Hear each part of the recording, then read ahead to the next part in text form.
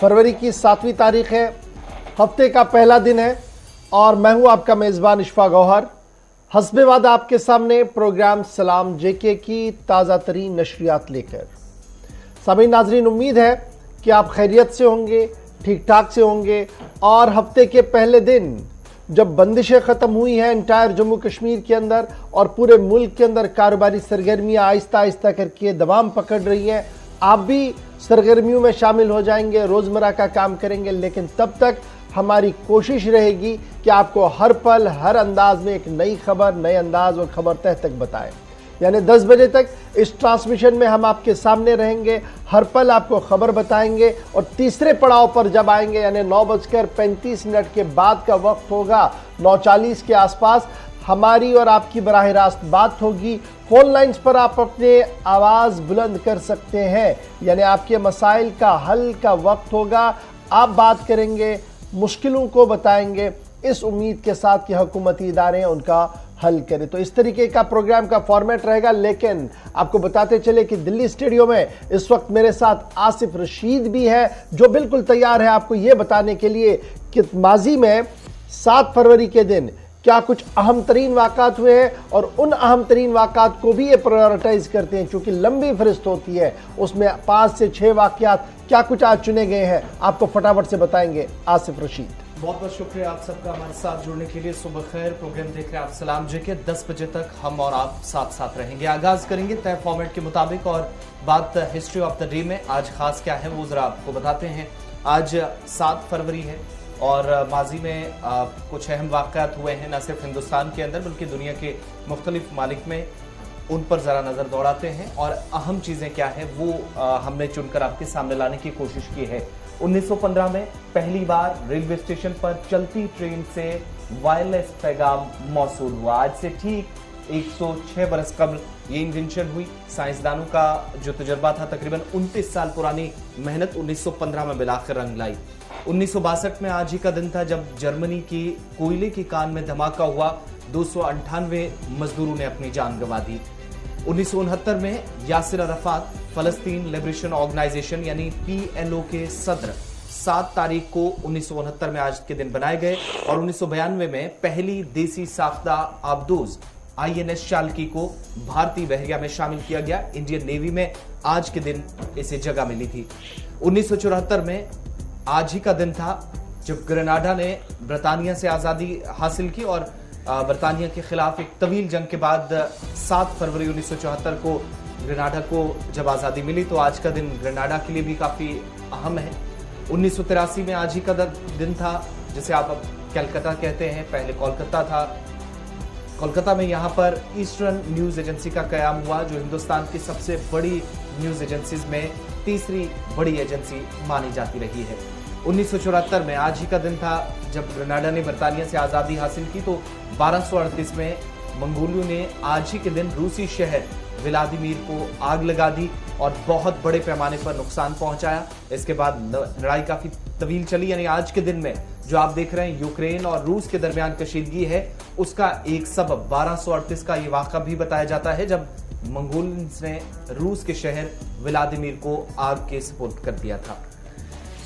ये तो history of the day में अहम वाक़यात थे जो सुबह सुबह आप तक पहुंचाना जरूरी रहती है। दुनिया भर के साथ साथ हिंदुस्तान के अंदर भी कुछ अहम वाक़यात और गुज़श्ता रोज़ भी इसी तरीके से हमने रखे थे, जिस दिन एक और तारीख का एक और इम्पॉर्टेंट दिन माना जाएगा जब मलका तरन्नुम कहलाने वाली लता मंगेशकर इंतकाल कर गई थी। लेकिन अब ज़रा खबरों की तरफ चलेंगे और शुरुआत जम्मू कश्मीर की खबरों से करेंगे और बैनुल-अक़वामी सतह पर जम्मू कश्मीर के मसले को डिस्कस किया गया है। इशफाक, चलिए जी, आते हैं जनाब जम्मू कश्मीर की खबरों की और लेकिन बात ज़रा सरहद के उस पार की करते हैं। चीन में सरगर्मियाँ हुई है और कश्मीर को लेकर बयान दिया गया है। वो बयान कब आया है, कैसे आया है, उस पर ज़रा आपकी तवज्जो मबजूल कराने की कोशिश करेंगे, क्योंकि आपको याद होगा कि सरमाई खेलों का आगाज़ चीन के अंदर हो गया, सरमाई ओलंपिक का आगाज़ हो गया है और मुख्तलिफ मुल्कों के सरबराहान चीन के अंदर मौजूद थे और एक के बाद एक की मुलाकात सदर चीन जिनपिंग के साथ हो रही थी। और अब जबकि 3-4 दिन का दौरा पाकिस्तान के वज़ीर आज़म इमरान खान का था, वो इख्तिताम पजीर हुआ। और कल जब वो इख्तिताम पजीर हुआ तो इख्तितामी पड़ाव पर उनकी मुलाकात सदर चीन के साथ तय थी, और उसी मुलाकात के दौरान बयान जो है वो सामने आया है जिसमें जम्मू कश्मीर का भी जिक्र किया गया है। चीन की तरफ से जो बयान दिया गया है उनमें कहा गया कि यकतरफा कोशिश अगर कोई भी की गई जम्मू कश्मीर को लेकर तो चीन उसकी मुखालफत में खड़ा रहेगा। यानी ये बयान इंतहाई अहम माना जा रहा है। और 2019 के बाद लगातार चीन ने अक़वाम मुत्तहिदा के अंदर भी और उसके बाहर भी पाकिस्तान की हिमायत की है और लगातार जम्मू कश्मीर के मामले पर पाकिस्तानी मौक़िफ़ की तायीद की है। उसी तायीद का कल भी हमने असर देखा जब जॉइंट स्टेटमेंट दोनों मुल्कों की तरफ से आया। उनने कहा कि जनाब जम्मू कश्मीर के मामले पर किसी तरीके का भी यकतरफा अगर कोई मामला आता है तो उसे नज़रअंदाज किया जाता है, नंबर 1। नंबर 2 कि तवारीख़ी मामला है, हिस्टोरिकल क्वेश्चन है ये जी, सवाल है, इसका हल करना अभी मतलूब है।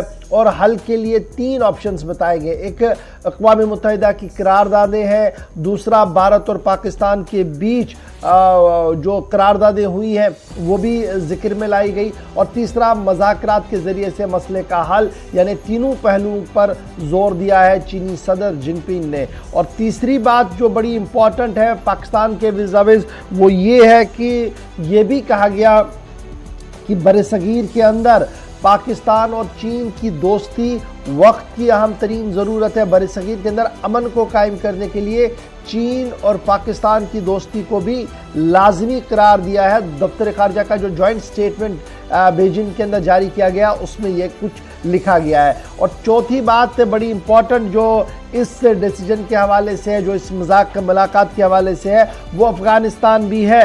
यानी कश्मीर और अफ़गानिस्तान फोकस पॉइंट रहा है इस मुलाकात के दौरान, लेकिन कर्जा भी मांगा गया है। यानी पाकिस्तानी वज़ीर आज़म इमरान खान ने एक बार फिर CPEC पर जो सुस्त रफ्तारी से काम चल रहा है उसको तेज़ करने की बात कही है। चीन को जो खदशात वहाँ पर है, क्योंकि गुज़श्ता दिनों एक हमला हुआ था जिसमें चीनी लोग मारे गए थे, उस हवाले से भी जो सिक्योरिटी कंसर्न्स थे उस पर डिस्कस किया गया है। लेकिन उसके साथ साथ ये भी कहा गया है कि अब आगे बढ़ने के लिए चीन मज़ीद सुर्रत के साथ पाकिस्तान के अंदर सरमायाकारी भी करेगा। यानी कहीं ना कहीं जो दौरा जब आप सरमायाकारी के हवाले से देखेंगे तो उसमें कहीं ना कहीं कामयाबी इमरान खान को मिलती हुई नजर आई। लेकिन डिप्लोमेटिक स्टेटमेंट है, अफगानिस्तान का भी जिक्र है, इसमें पाकिस्तान अपने कश्मीर का भी जिक्र है। लेकिन जब इमरान खान की मसरूफियात को देखते हैं, जहां वो चीनी सदर के साथ मुलाकात कर चुके हैं, वहीं पर उन्होंने उज़्बेक के भी सदर के साथ मुलाकात की और उज़्बेकिस्तान के सदर को पाकिस्तान आने की दावत भी दी गई। और इस साउथ एशिया कंटिनेंट का जो एरिया है इसके अंदर जो मुस्लिम ममालिक है उनकी अहमियत और इफादियत पर भी जोर दिया गया। ये तो एक तरफा खबर है, लेकिन ज़राए इब्लाग ने दुनिया भर के अंदर इमरान खान के इस बयान और इमरान खान की मुलाकात पर तजिया तबसरा भी लिखा है।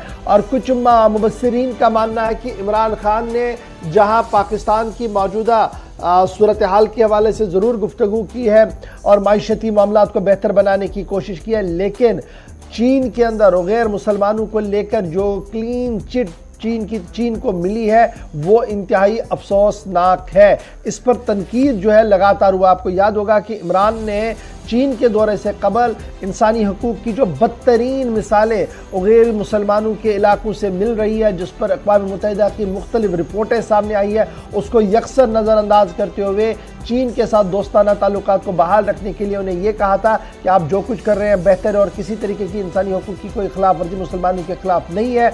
उसको लेकर शदीद तनकीद जो है वो अरब दुनिया के अंदर भी है, उस पर शदीद तनकीद जो है वो मिडल ईस्ट के अंदर भी है, और उस पर शदीद तनकीद जो है वो भारत और पाकिस्तान के मुख्तलिफ सहाफ़ी और तज्ज़िया निगार जो है जो इस पूरी सूरत हाल पर नज़र रखते हैं, इस पर उनका तनकीदी कॉलम जो है वो आज आप देख सकते हैं पोर्टल्स पर भी और वेबसाइट्स पर भी। तो ज़रूर पढ़िएगा, ये आलमी खबरें होती है लेकिन काफ़ी दिलचस्प होती है और काफ़ी मामला जो है वो खुलकर सामने आते हैं। तो ये बात थी जनाब भारत पाकिस्तान चीन अफगानिस्तान के बीच जो मुलाकातें कल हुई है वज़ीर आज़म पाकिस्तान और चीन के सदर के बीच, उसमें अफ़गान और कश्मीर सेंट्रल पॉइंट रहा है। उसमें क्या कुछ हुआ था वो हमने आपके सामने रख दिया है। जी आसिफ।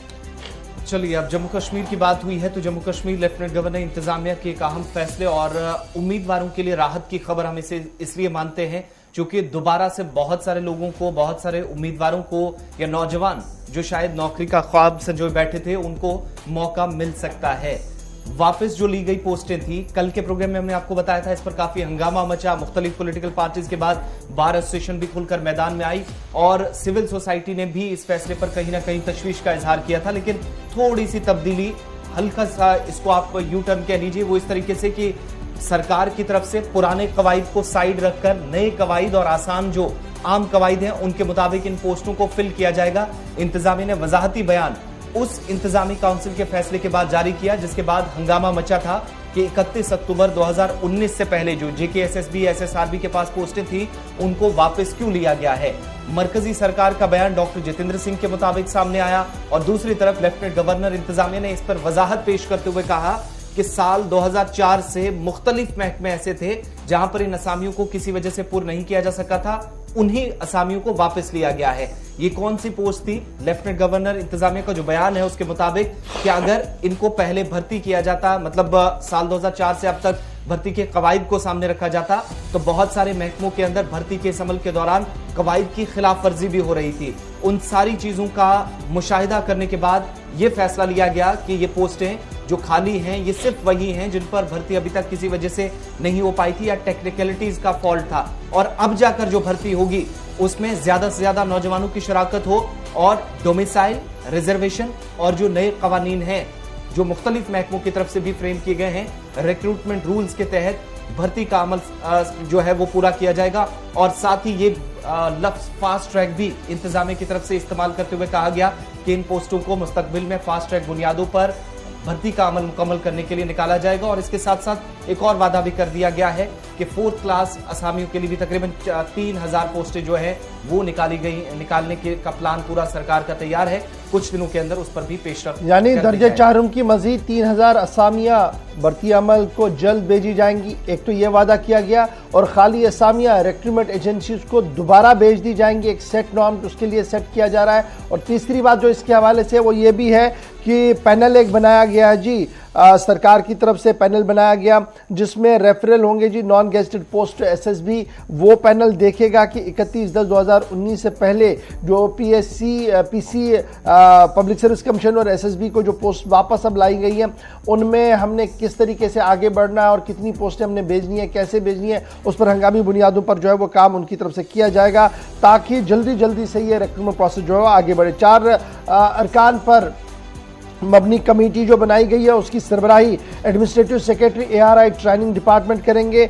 उन्हीं को कहा गया कि वो जनाब इन सभी पोस्टों पर जो है वो निगरानी करते हुए अगर कोई लिटिगेशन है उसको अलग से रखे, प्रमोशन वाला कोटा अलग से रखे, जो रिजर्वेशन वाले मामले हैं उनको उसी तरीके से, और जनरल कैटेगरी में जाएंगे उसको उस तरीके से, ताकि एक मुकर्ररा मुद्दत के अंदर फास्ट ट्रैक अल्फाज का इस्तेमाल किया गया, मुकर्ररा मुद्दत के अंदर ये पूरा हो। लेकिन सवाल ये है कि जिन लोगों ने पहले ही सरकारी खजाने में पैसा भरा था उस पैसे का क्या होगा, उस पर सरकार अभी भी खामोश है, क्योंकि बहुत सारे लोगों की तरफ से दरख्वास्तें जमा की गई थी।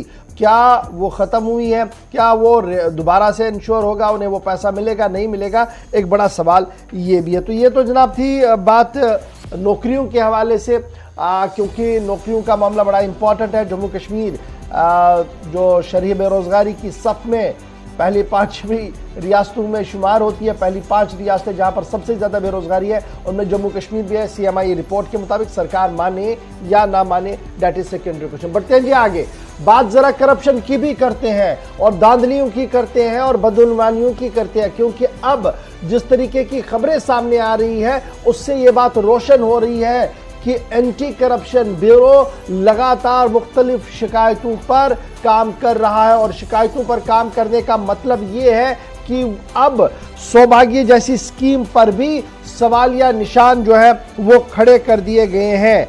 एंटी करप्शन ब्यूरो का मानना है कि जम्मू कश्मीर के मुख्तलिफ अजला के अंदर सरकारी रकूमात का खुर्द बुर्द किया गया है और गैर कानूनी तौर पर सरकारी खजाने को नुकसान पहुंचाने की कोशिशें की गई हैं कई अफसरों की तरफ से, और अब ताज़ीबी कार्रवाई करने की भी बात एसीबी की तरफ से सामने रखी गई है। और एक advisory note general administrative department को भेजा गया कि जिस कंपनी को सौभाग्य स्कीम की अमल दरामद के लिए काम को सौंपा गया था उनकी पेमेंट को फिलहाल रोक दिया जाए जब तक मुकम्मल तौर पर जांच न हो और दूध का दूध और पानी का पानी ना हो। एंटी करप्शन ब्यूरो का क्या कुछ कहना है जरा समझ लीजिएगा। जो जराया हमें बता रहे हैं, जरायों के मुताबिक एंटी करप्शन ब्यूरो के जिम्मेदारों के पास एफआईआर एक दर्ज हुई है और उस एफआईआर नंबर 3/2022 जो श्रीनगर के अंदर दर्ज हुई थी पावर डेवलपमेंट डिपार्टमेंट के लेकर,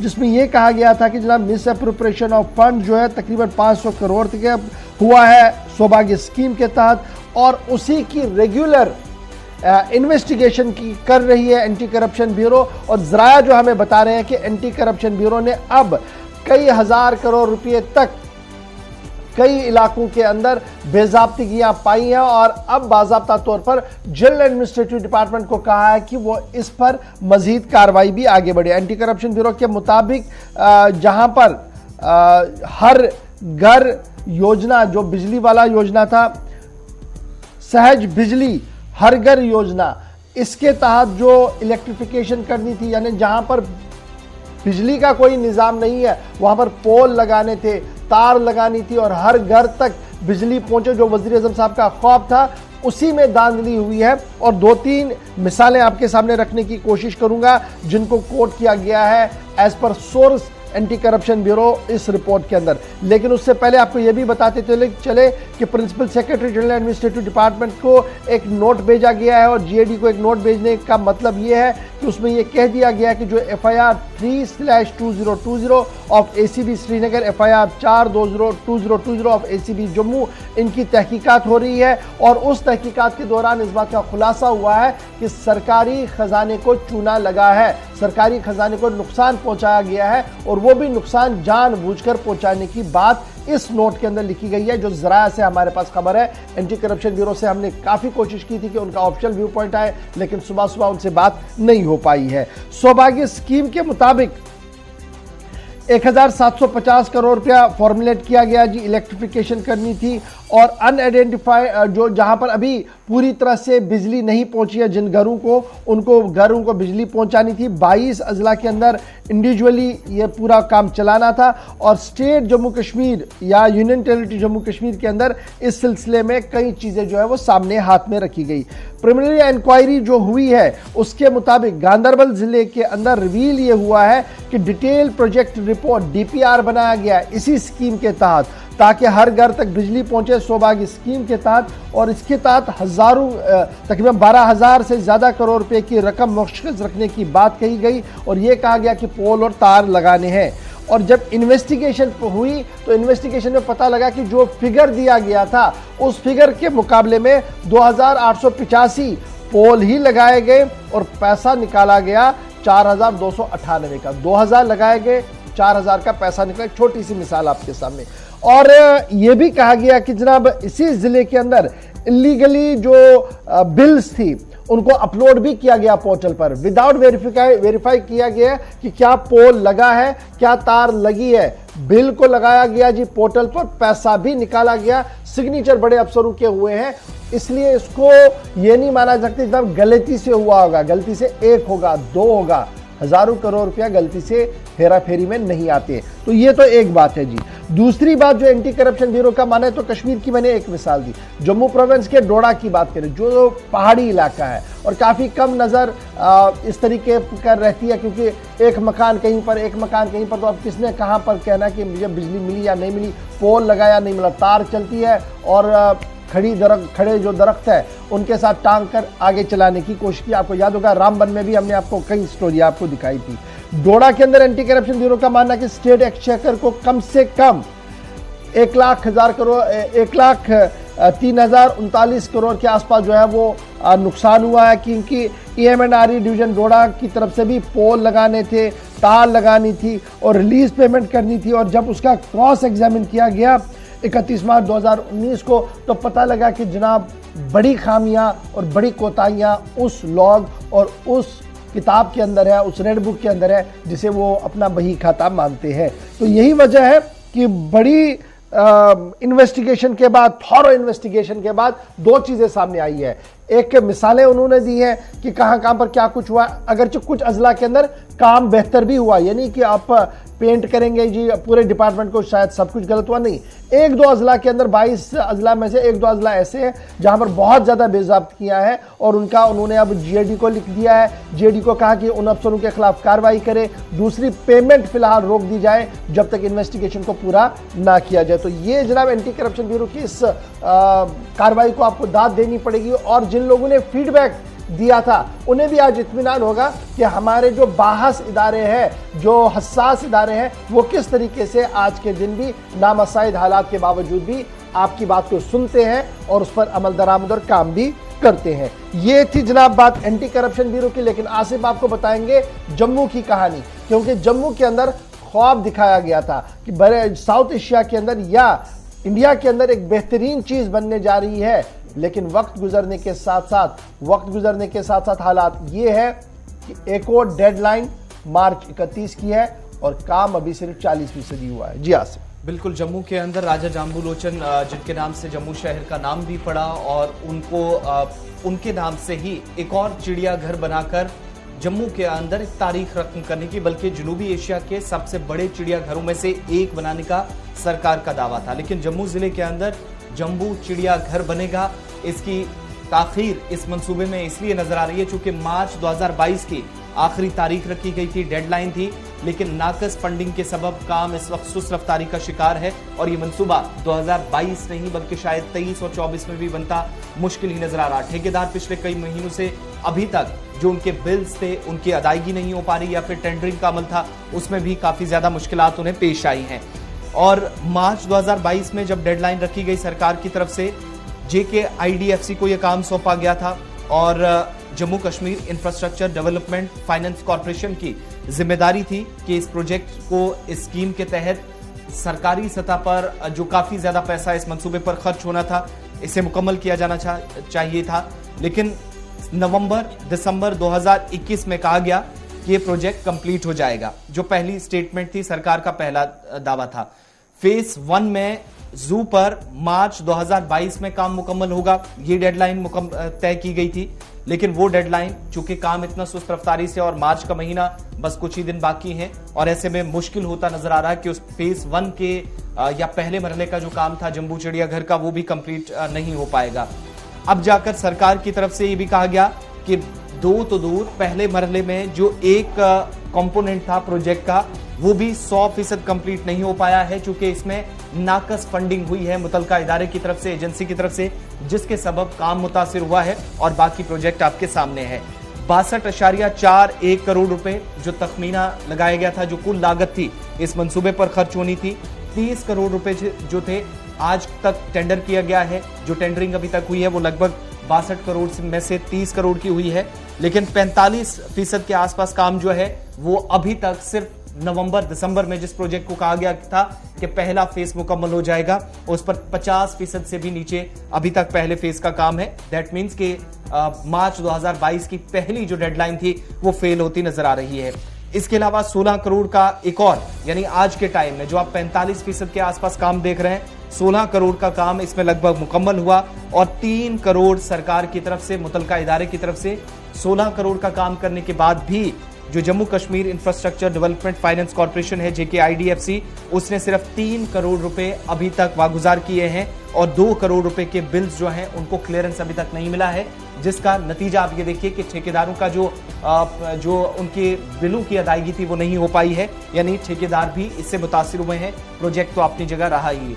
इसके अलावा आज के वक्त में जब नाकस फंडिंग है तो काम सुस्त रफ्तारी का शिकार, और 2022 में जो पहली डेडलाइन थी, फर्स्ट फेज मुकम्मल होना था, वो 45% ही सिर्फ मुकम्मल हो पाना, जिसका मतलब ये हुआ कि जम्बू चिड़ियाघर जो नगरोटा जम्मू के अंदर सरकार बनाकर कह रही थी कि मुल्क के बाकी हिस्सों में जिस तरीके से दिल्ली, मैसूर, कोलकाता, चेन्नई, चंडीगढ़, बेंगलुरु और हैदराबाद के अंदर जो अभी तक चिड़ियाघर बनाए गए हैं उनसे अलग होगा। टेक्नोलॉजी का भी सहारा लिया जाएगा मंसूबे में या स्कीम में, इस तरीके से खिदमात ली जाएंगी कि जहां पर ये बाकी सारे चिड़ियाघरों से मुख्तलिफ होगा और साउथ एशिया के अंदर जो टॉप मोस्ट जो टॉप 10 में शुमार जिन चिड़ियाघरों को, जिन जूज को किया जाता है, सरकार का यह दावा था कि उनमें जो जम्बू जू है नगरोटा जम्मू का, वो भी शामिल होगा। लेकिन 45% काम ये बताता है कि नवंबर दिसंबर में जिस मंसूबे का लगभग 50% काम प्लस होना चाहिए था, आज के वक्त में नाकिस फंडिंग का शिकार। अच्छा जी, बड़ी दिलचस्प बात है कि अब तो ये बनेगा। आप दरखास्त आपसे है कि ये बनने वाला है, आप आइएगा। हो सकता है इस साल नहीं, अगले साल बने, 2023-24 तक ये मुकम्मल हो। लेकिन इसकी बड़ी बात क्या है, खूबी क्या है जी? खूबी सुन लीजिएगा इस जू की। जब ये बनेगा, जम्बू लोचन जू जब मुकम्मल होगा जी, जम्बू जू जब मुकम्मल होगा, तो मुल्क के अंदर इस वक्त प्लेन एरियाज के अंदर जू है। जैसे दिल्ली के अंदर तो प्लेन एरिया है, मैसूर के अंदर प्लेन एरिया है, कोलकाता के अंदर बिल्कुल प्लेन पर ही सारा जू बनाया गया, चेन्नई में इसी तरीके से, बेंगलुरु और हैदराबाद के अंदर भी इसी तरीके का, यानी प्लेन एरिया में जू बनाया, जानवर है, सब कुछ है, सब कुछ चल रहा है। लेकिन जम्मू वाले जू के अंदर जो ये जम्मू लोचन का जू बनेगा जी, जो बन रहा है, ये कुछ अलग होगा। ये हिली एरियाज का जू होगा, यानी यहां पर आप ऐसे प्लेन में नहीं देखेंगे, ये ऐसी पहाड़ी वाली मामला होगा। उसी तर्ज का होगा जिस तरीके का दार्जिलिंग के अंदर बना हुआ है। इसीलिए जब ये बनेगा तो एक यूनिक चीज बनेगी वहां पर जरूर। लेकिन ख्वाब बहुत पहले देखा था, जब रियासत हुआ करती थी, रियासत के अंदर वुज़रा हुआ करते थे, और वुज़रा ने बड़े तुझको एहतिसाम के साथ इस बात का ऐलान किया था कि उनके दौरे इख्तिदार में तो फाउंडेशन पड़ा है, उन्हीं के दौरे इख्तिदार में रिबन भी कटेगा। शायद वो वजीर भी आज सोच रहे होंगे कि क्या ये कभी जू मुकम्मल होकर जम्मू कश्मीर की इख्तिसादियात के लिए एक नई रूह बनेगा भी, या सिर्फ अभी कागजात और खबरों की जीनत बनेगा। बढ़ते हैं जी आगे। अब जरा आपको एक और खबर बताते हैं, उसके बाद हमने ब्रेक पर आना है। लेकिन खबर बड़ी इंपॉर्टेंट है क्योंकि वीकेंड लॉकडाउन था हमारे पास, यानी पहले फ्राइडे सैटरडे संडे भी डाउन था। बाद में सरकार ने थोड़ी सी तरमीम की, कहा कि जनाब अब फ्राइडे को नहीं जी, फ्राइडे रात को लगेगा, सैटरडे संडे होगा। फिर कल रात देर गए दोबारा से रिवाइज्ड गाइडलाइन सामने आई है और अब लॉकडाउन नहीं होगा। याद रखिएगा, अब वीकेंड लॉकडाउन को खत्म कर दिया गया है, यानी आज से जो हफ्ता शुरू हुआ है अब किसी तरीके का लॉकडाउन नहीं है। रात का कर्फ्यू बदस्तूर रहेगा, इस बात का ऐलान कर दिया गया है। और साथ साथ ये भी ऐलान कर दिया गया है कि कोचिंग सेंटर्स जो हमारे हैं वो रिज्यूम करेंगे जी ऑफलाइन टीचिंग 50% कैपेसिटी के साथ। यानी अगर किसी कोचिंग सेंटर के अंदर 100 बच्चा एट अ टाइम पढ़ता है, वो सिर्फ 50 बच्चों को लाएंगे और 50 बच्चों की एडजस्टमेंट बाद में करेंगे, यानी 50% कैपेसिटी के साथ कोचिंग सेंटर्स को चलने की इजाजत होगी। लेकिन जिन कोचिंग सेंटर्स को चलने की इजाजत होगी उनके लिए यह कह दिया गया कि वो सिविल सर्विस, इंजीनियरिंग और NET और दीगर इम्तिहानात की तैयारी करवा रहे हों। तो ये क्लियर कर दिया गया। स्कूल, कॉलेज, यूनिवर्सिटियों के बारे में अहकामात वैसे ही है, फिलहाल बंद रहेंगे जी अगले अहकामात तक। और जब हम इस पूरे मामले को देखते हैं तो कल एदाद शुमार भी सामने आए हैं, और एदाद शुमार जो सामने आए हैं, पिछले 24 घंटों के दौरान 9 लोगों की मौत हुई है कोविड-19 की वजह से, और 1151 केस हमारे जम्मू कश्मीर के अंदर कोरोना पॉजिटिव पाए गए। और पिछले 20 दिन के रिकॉर्ड को जब आप खंगालेंगे तो ग्राफ और नीचे हुआ नजर आएगा। Number 1। Number 2, union territory Ladakh की भी आपको बात सुनाते हैं जी। 111 नए केस वहां पर भी आएंगे। तो फटाफट से सुन लीजिएगा कि किस जिले में कितने केस हैं और कितना एहतियात अभी भी बरतने की जरूरत है। जो 9 लोगों की मौत मैंने पहले ही आपको बता दिया था। जम्मू के अंदर जब आप देखेंगे 511 केस सामने आए हैं। 160 से ज्यादा केस जम्मू के अंदर है, डिस्ट्रिक्ट के अंदर 117 डोडा के अंदर है, 60 से ज्यादा उधमपुर के अंदर, रियासी के अंदर 52 केस, 36 केस रामबन के अंदर, 32 कठुआ के अंदर, 25 सांबा, 11 रजौरी, 6 पुंछ, 1 किश्तवाड़ डिस्ट्रिक्ट के अंदर, और इस तरीके से रियासी के अंदर। और माता वैष्णो देवी के यात्रा के लिए जो यात्री आ रहे हैं वो अलग से तकरीबन 30 के करीब जो है वो कोरोना पॉजिटिव पाए गए, जिसके बाद उन्हें आइसोलेट किया गया। इसी तरीके से जब आप कश्मीर प्रोविंस की बात करते हैं तो सबसे सरफिल श्रीनगर 197, बारामूला 54, बडगाम 16, पुलवामा में इसी तरीके से 38, कुपवाड़ा में 60, अनंतनाग में 60, बांडीपोरा में 22, गांदरबल 28, कुलगाम 48, शोपियां से 12, और यहाँ पर भी इंतजामिया की तरफ से ये साफ कर दिया गया कि जनाब अभी भी खतरा जो है वो बरकरार है, एहतियात बरतने की जरूरत है। अगर हम इस फरवरी के महीने में एहतियात मुकम्मल तौर पर कर पाए तो याद रखिएगा मार्च आते आते दरसी निज़ाम बहाल होगा उसी तरीके से जिस तरीके से आज दिल्ली और मुख्तलिफ रियासतों के अंदर आहिस्ता आहिस्ता करके शुरू हुआ है। वेस्ट बंगाल के साथ साथ राजस्थान और दिल्ली की जब हम बात करते हैं तो आज से क्लासेस को बाज़ाब्ता तौर पर शुरू करने का ऐलान किया था और आज सुबह हमने देखा कि कई स्कूलों के बच्चे वर्दी और बैग पहनते हुए स्कूलों की राह भी ले। तो इसलिए एहतियात इन दिनों को और कीजिएगा ताकि अगली गाइडलाइन जब संडे शाम को आएंगी, इतवार शाम को आए तो उसमें सरकार ये कहे कि जनाब 50% सही, लेकिन स्कूलों को ऑफलाइन मोड से ऑनलाइन मोड पर, ये लीजिए ऑनलाइन से ऑफलाइन मोड पर लाया जाए। तो फिलहाल जनाब खबर हमने आपको बता दी कि लॉकडाउन खत्म, कोरोना का ग्राफ थोड़ा सा कम, एहतियात जरूर बरतिएगा, मास्क सैनिटाइजेशन का एहतमाम अभी भी कीजिएगा क्योंकि अभी भी वायरस हमारे आगे पीछे है। छोटे से ब्रेक का वक्त हो गया जी। यहाँ पर ब्रेक के बाद जरा सियासी बात आपको बताते हैं। जम्मू के अंदर गर्माहट क्यों है, कश्मीर क्या कुछ सोच रहा है और जो कमीशन की रिपोर्ट आई है इसने सियासी जमातों को दोबारा से सोचने पर मजबूर क्यों किया है। क्या ये सिर्फ एक सियासी जमात को सोचना है या सभी को सोचना है, बात करेंगे आपके साथ, लेकिन छोटे से ब्रेक के फौरन बाद।